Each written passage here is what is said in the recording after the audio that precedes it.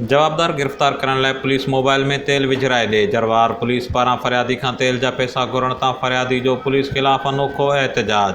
जरवार शहर जे चौक ते मथे में पत्थर हणी पंहिंजो मथो फाड़े छॾियो।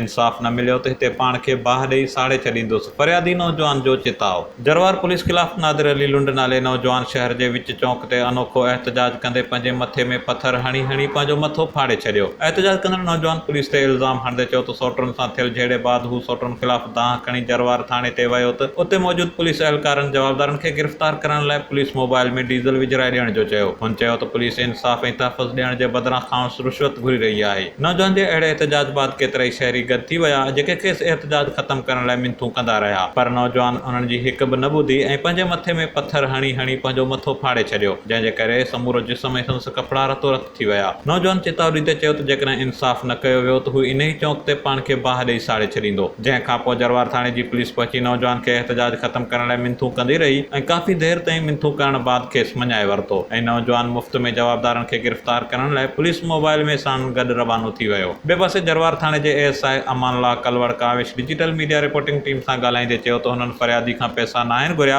पर फरियादी नौजवान नशे में हुजण सबबि पुलिस ख़िलाफ़ अहिड़ो ड्रामो कयो आहे। Hakim Ali Buzdar, Kawish digital media reporting team, जरवार।